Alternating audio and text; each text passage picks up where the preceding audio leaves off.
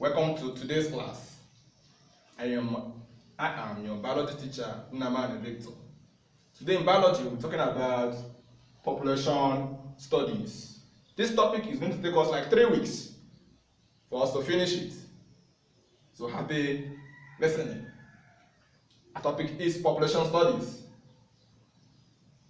And we are going to take this topic in 3 dimensions. Definition, factors that affect population, and method of population studies. We'll take it in 3 dimensions. 1, definition. 2, factors that affect population.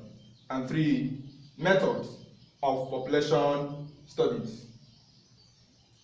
Let's start with the definition, which is number 1. Population is defined as the total number of organisms of the same species living together in a given habitat. I define it again. Population is defined as the total number of organisms of the same species living together in a given area at a particular time.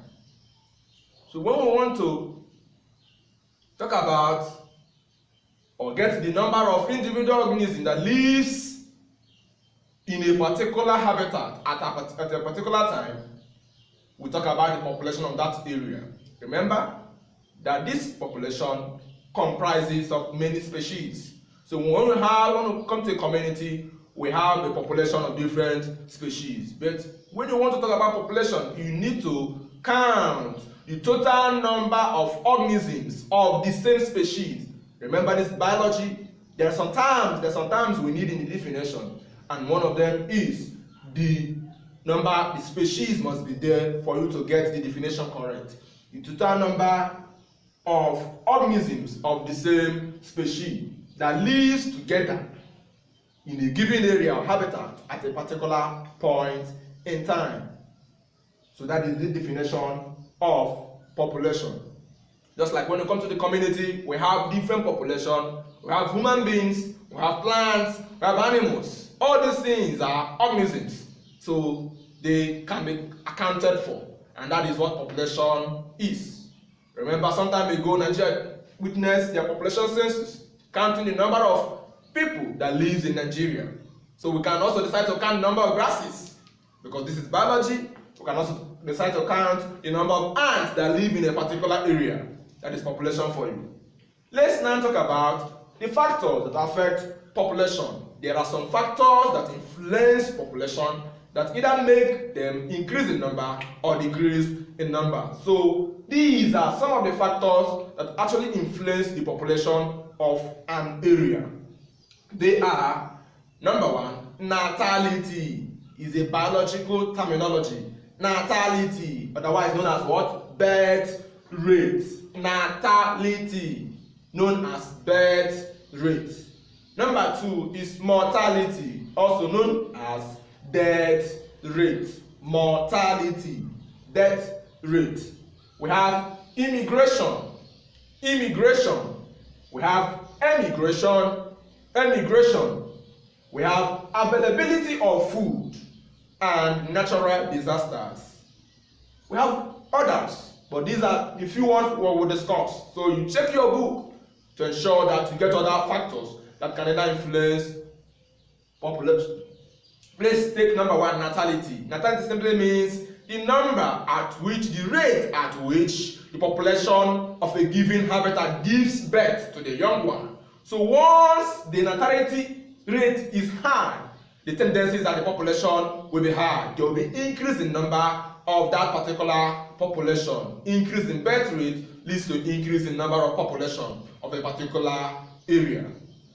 So once there is an increase in natality, in birth rate of organism that lives in a particular habitat, there is this tendency that particular organism will have the highest increase in number. Let's take number 2, mortality, death rate.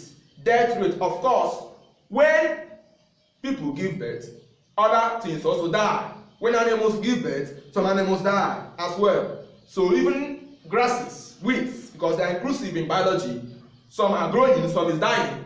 So when the rate at which organism in a particular habitat, when the rate at which they die decreases, then the tendency is that the population will increase. But if the mortality rate or the death rate of that particular organism in a habitat is high, then it will reduce the population of such organism in the habitat.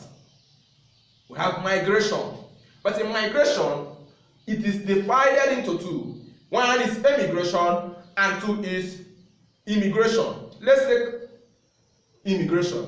Immigration simply means the moving of organism from their place of origin to a new habitat. The movement of an organism from its original place to another new place.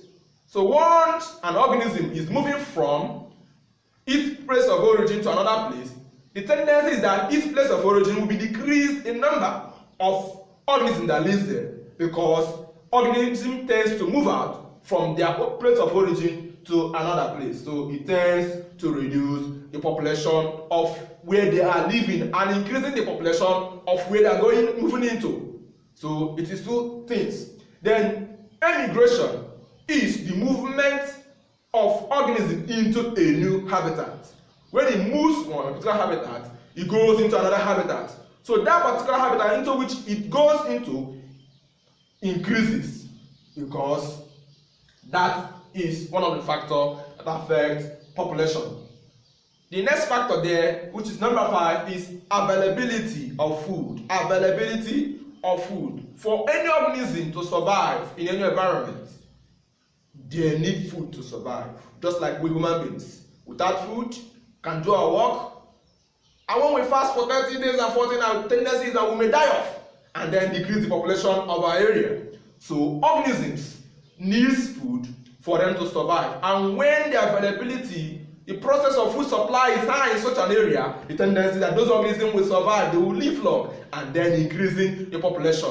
Then once there is food, those organisms can now derive nutrients with which they can now perform other life processes like reproduction and the rest of them, which tends to increase the population of that particular area. But once there is no availability of food, for instance, in times of war, there is no food, so those people can even die because of hunger, not because of war itself. So that will reduce the population of such area. Number 6 factor is natural disasters. When there are natural disasters like the flood, drought, fire outbreak, the tendency is that property will be destroyed, organisms will be destroyed. And once organisms are destroyed, the population of such an area is decreased. So natural disaster reduces the population of an area. Then how can we study population? How can we know the exact number of organisms that live in a particular habitat?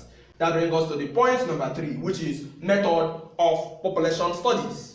Methods of population studies. Basically for this class, we'll be talking about 2 methods of studying population. Number 1 is by population studies, by sampling method. And this is by the use of an instrument called quadrant. This quadrant could be a metal piece, it could be plastic, it could be wire that is formed in a square form. And then you can now throw this object into a habitat and then count the number of times a particular species of organism appears in that particular quadrant. And then you can now use it to estimate the number of organisms that live in that particular habitat. Let's talk about the number 2 method of population estimation, and that is estimation of population using the transect method. I said is estimation of population using the transect method. Just like the other one, this one will make use of rope, and this rope is divided at intervals so that the intervals are related, and then we will now use that rope to tie around the habitat, and then we can now count the number of organisms that appear within each intervals, and with that we can use it to get the exact number of organisms that live in that particular habitat. We will stop here for today. Remember, I told you that this topic will take us 3 weeks, but for this moment we will stop here. Remember to check your notes in your lesson notes. Also, your assignment is there. Make sure you do them. See you in our next video. God bless you.